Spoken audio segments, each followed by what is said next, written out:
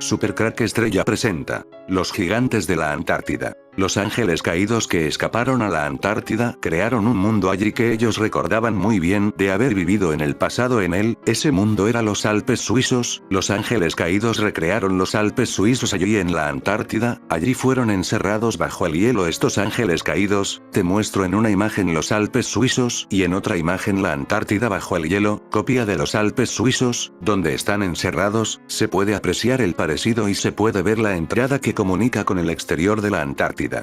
Desde esa puerta algún día podrían salir de debajo del hielo estos ángeles caídos. Científicos revelaron el descubrimiento de un vasto paisaje oculto de colinas y valles esculpidos por antiguos ríos que ha permanecido congelado en el tiempo bajo el hielo de la Antártica durante millones de años. Este paisaje, más grande que Bélgica, ha permanecido intacto potencialmente durante más de 34 millones de años, pero el calentamiento global provocado por el hombre podría amenazar con dejarlo al descubierto, advirtieron los investigadores británicos y estadounidenses. Stewart Jamieson, glaciólogo de la Universidad Británica de Durham y autor principal del estudio, declaró que este es un paisaje por descubrir. Nadie ha puesto los ojos en él.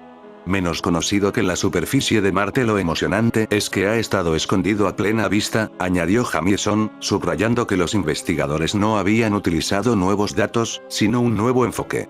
El terreno bajo la capa de hielo de la Antártica Oriental es menos conocido que la superficie de Marte, explicó Jamieson. La principal forma de ver debajo de ella es que un avión envíe ondas de radio al hielo y analice los ecos, una técnica llamada radiosondeo. Pero atravesar el continente, la Antártica es más grande que Europa, supondría un enorme desafío. Así que los investigadores utilizaron las imágenes de satélite existentes de la superficie para trazar los valles y las crestas a más de 2 kilómetros, 1,6 millas, de profundidad, explicó Jamieson. La superficie ondulada del hielo es una imagen fantasma que se extiende suavemente sobre estos rasgos más puntiagudos, añadió. Cuando se combinaron con los datos de los sondeos radioeléctricos, surgió la imagen de un paisaje fluvial de valles en picado y colinas con picos afilados, similar a algunos de los que existen actualmente en la superficie de la Tierra. Fue como mirar por la ventanilla de un vuelo de larga distancia y ver una región montañosa, dijo Jamieson, comparando el paisaje con la zona de Snowdonia, en el norte de Gales. La zona, de 32.000 kilómetros cuadrados, albergaba árboles, bosques y probablemente animales. Pero entonces llegó el hielo y quedó congelada en el tiempo, explica Jamieson. Antiguo mundo oculto antártico. Es difícil determinar con exactitud cuándo fue la última vez que la luz del sol tocó este mundo oculto, pero los investigadores están seguros de que hace al menos 14 millones de años. Jamieson dijo que su corazonada es que estuvo expuesto por última vez hace más de 34 millones de años, cuando la Antártica se congeló por primera vez. Algunos de los investigadores ya habían encontrado un lago del tamaño de una ciudad bajo el hielo antártico, y el equipo cree que hay otros paisajes antiguos por descubrir. Los autores del estudio afirman que el calentamiento global podría suponer una amenaza para el paisaje recién descubierto. Ahora estamos en vías de desarrollar condiciones atmosféricas similares a las que prevalecieron hace entre 14 y 34 millones de años, cuando hacía entre 3 y 7 grados centígrados más que en la actualidad, escribieron en la revista Nature Communications. Jamieson subraya que el paisaje se encuentra a cientos de kilómetros tierra adentro del borde del hielo, por lo que cualquier posible exposición quedaría muy lejos.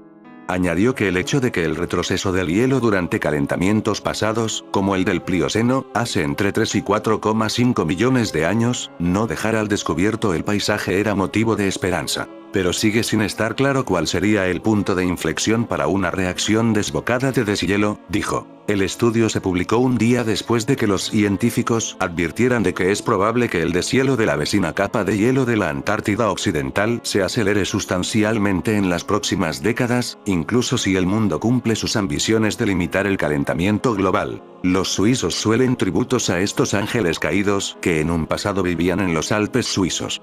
Por ejemplo, marionetas gigantes se apoderan de Ginebra. El grupo de teatro francés Royal Deluxe y sus gigantes títeres invaden las calles de Ginebra por 3 días. La compañía Royal Deluxe utiliza marionetas gigantes para sus funciones. Dichas funciones deben realizarse en la calle debido a las dimensiones de las marionetas, que llegan a los 15 metros de altura. La compañía comenzó en Aix-en-Provence en 1979, dirigida por Jean-Luc Courcouls. En 1989, recibieron una llamada de la alcaldesa de la ciudad francesa de Nantes, ofreciéndoles financiación y un almacén abandonado en las orillas del río Loira. Es aquí donde la magia de Jean-Luc Courcoul podría evolucionar en algo realmente colosal. Cada gigante, construido con madera de álamo flexible, es controlado mediante un sistema de poleas y palancas hidráulicas por 20 a 40 miembros de la compañía, llamados liliputienses. Estas marionetas gigantes no son como cualquier marioneta, están cuidados los más pequeños detalles, como el movimiento de los ojos, o el movimiento del pecho al respirar. El cómo se hizo de Royal Deluxe es algo que se mantiene en secreto. Courcoul rara vez concede entrevistas o visitas al taller, prefiriendo mantener el misterio de la magia de su compañía. Una de las leyendas más conocidas es la historia del gigante celta Gargantua. Camino a Italia, Gargantua necesitaba apagar su sed, pero no podía beber del Ródano ya que era demasiado angosto y entonces comenzó a cavar un pozo con las manos. El montículo de tierra que se acumuló en la orilla izquierda del río formó el monte Saleve, llamado así porque los aldeanos que observaban la escena gritaban Saleve. Se eleva de la tierra. El profundo pozo, por supuesto, se convirtió en el lago Le Mans, explica Dennis Corman, el autor de una serie de fábulas publicadas por el Betic. Antes de irse, en un ataque de furia, Gargantua arrojó dos rocas enormes en dirección al puerto de Ginebra, que formaron las piedras de Neptuno, dos extrañas rocas que aún se pueden ver en la actualidad. Según otra leyenda, la belleza y prosperidad de la región de Ginebra se debe a tres ángeles que pasaron por allí. Una vez que terminaron su trabajo y observaron el paisaje, cada uno derramó una lágrima que cayó sobre la tierra y se convirtió en el lago Le Mans, el lago Bourget y el lago Annecy respectivamente, dice Christine Pompey, el autor de cuentos suizos publicados por Ausou Suisse. En la desembocadura del Ródano se dice que una ninfa llamada Brume aguarda a los hombres jóvenes, agrega Dennis Corman, quienes, atraídos por su belleza, la siguen hacia la neblina para no regresar jamás. Las leyendas cuentan historias sobre lugares reales. La leyenda de Brume muestra además un rito de iniciación. En Suiza, las leyendas y los ritos de iniciación están estrechamente relacionados, comenta. Los suizos se sienten muy cerca de la tierra y la naturaleza, por lo que hay un interés renovado por estas historias. Ángeles caídos gigantes en la Antártida. Son los gigantes simples protagonistas de leyendas, historias fantásticas y fraudes monumentales o, por el contrario, su existencia fue real y sus hazañas forman parte de la memoria colectiva de la humanidad y están basadas en hechos verídicos? Mi pretensión es contestar a esta pregunta, pero vaya por delante que en la exégesis de los gigantes la línea que separa la ciencia de la ficción no parece distinguirse con mucha claridad. Son múltiples los relatos de gigantes que están a caballo entre la leyenda y la tradición histórica y que mezclan las antiguas creencias y la historia real, en unas ocasiones distorsionada por una percepción mitificada de los pueblos con los que se enfrentaron y, en otras coyunturas, modificada o incluso inventada de forma premeditada con la intención de engañar. Lo expresó muy bien Tito Livio, 59 AC, 17 DC, en su libro Ab Urbe Condita, desde la fundación de la ciudad, al afirmar, es privilegio de la antigüedad mezclar las cosas divinas y humanas, hacer más augustos los orígenes de las ciudades por la intervención de los dioses. La fama y la admiración de muchos pueblos por los gigantes han llevado a que formen parte de sus mitos y leyendas. Ya hemos dejado algunas anotaciones sobre la mitología de los gigantes, Faro de Vigo, 2 de marzo de 2014, pero su extensión resulta inabarcable. Así, en el folclore medieval francés, Gargantua es una vieja figura, que saltó a la literatura en el siglo XVI, mientras que Pantagruel es un tipo literario exclusivamente creado por el médico y humanista francés François Rabelais, 1494-1553, aunque llegase a ser tan conocido que su nombre se utilizase de forma común, tal como aparece en los libros Gargantua y Pantagruel. Incluso es posible que alguna de las leyendas de Gargantua, recogidas en el siglo XIX y más tarde en la primera mitad del XX, hayan sido influenciadas por la obra de Rabelais, pero no cabe duda de que ni Rabelais ni las crónicas gargantuinas del siglo XVI crearon a un personaje cuyo origen es muy anterior y cuya primera forma es difícil de precisar. Gargantua es el prototipo de gigante constructor y son muchas las obras o accidentes geográficos que llevan su nombre. Entre otros muchos, se le hace responsable de la aparición del monte Colombi de Gex, para lo cual realizó una excavación de la que surgió el lago Le Mans en Suiza, o del propio río Sena, por lo que el primer lugar por donde discurre es conocido como Gargas o Gargan. Fue tal la fama y la admiración de los franceses por este gigante que la iglesia intentó borrar su huella, consagrando los lugares que recordaban su nombre o creando santos como San Gordon de Nicomedia o San Cristóbal. La tradición universal liga los monumentos megalíticos a las tumbas de gigantes, de modo que en vasco se les denomina Mairu en Baracha, puerta de los gigantes, y en Portugal se les llama Antas, tumba del gigante. Sin embargo, no existe ninguna evidencia arqueológica que confirme esta interpretación. En Galicia el Ollaparo es un gigante ciclópeo, feroz, salvaje, voraz y antropófago que vive en cuevas situadas en los bosques y en los montes, sobre todo de Lugo y Ourense.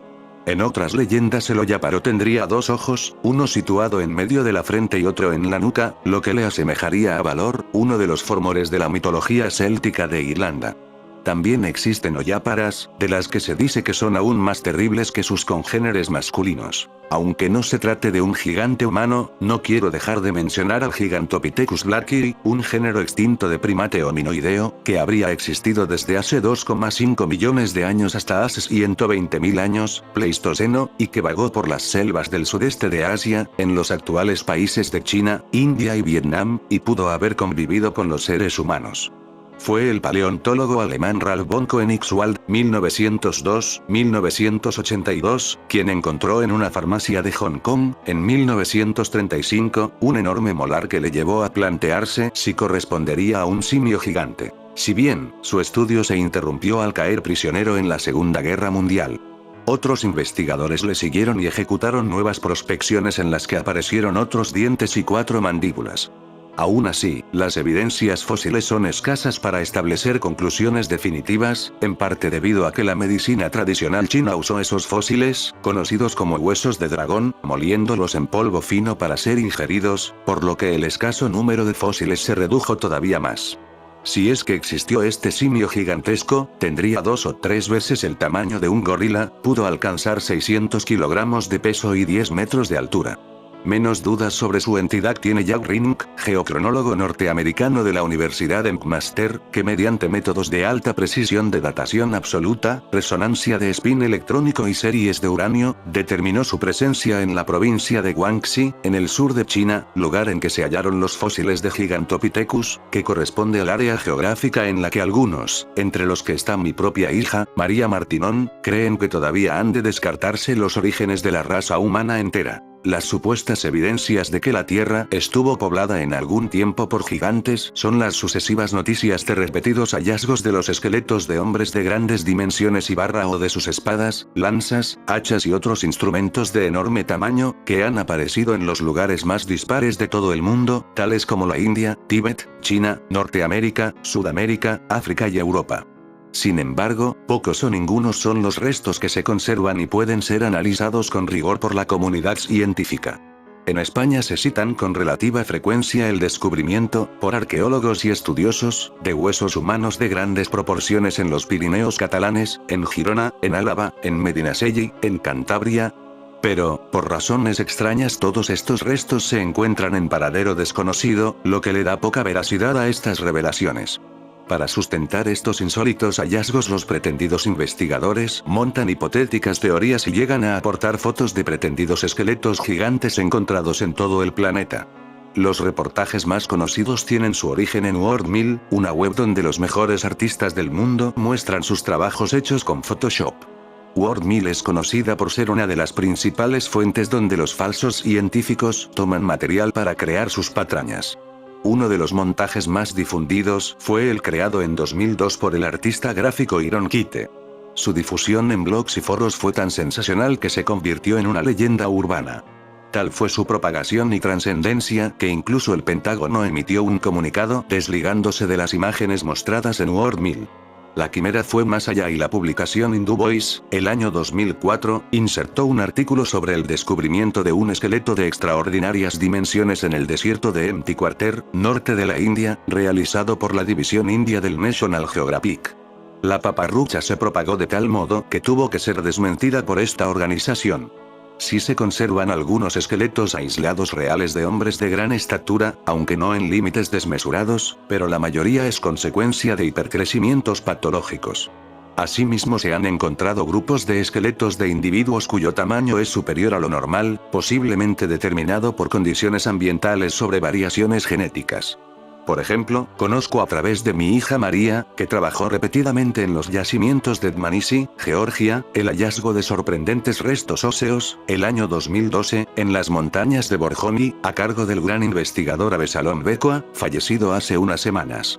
Él y su equipo develaron huesos humanos, de 25.000 años de antigüedad, cuyo grosor y tamaño eran mucho mayores que los normales, pero que también tenían características diferentes, lo que posiblemente estaría determinado por el aislamiento y las duras condiciones en que vivían estas poblaciones.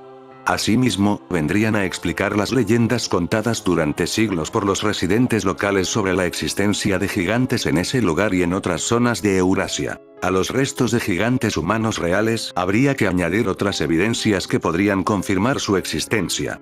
En distintos países existen construcciones primitivas realizadas con piedras cuyo peso es colosal. Un ejemplo paradigmático es el enigma de un asentamiento arqueológico en Líbano, llamado Baalbek, templo de Baal Júpiter, un híbrido entre el antiguo dios canáneo Baal y el Júpiter romano.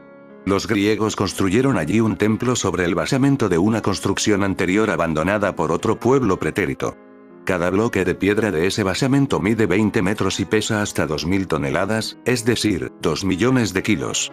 Para trasladar esas piedras desde la cantera harían falta 50.000 hombres y, aún así, lo harían con grandes dificultades. Además tuvieron que ser elevadas a más de 7 metros de altura, desde la cantera hasta su localización actual.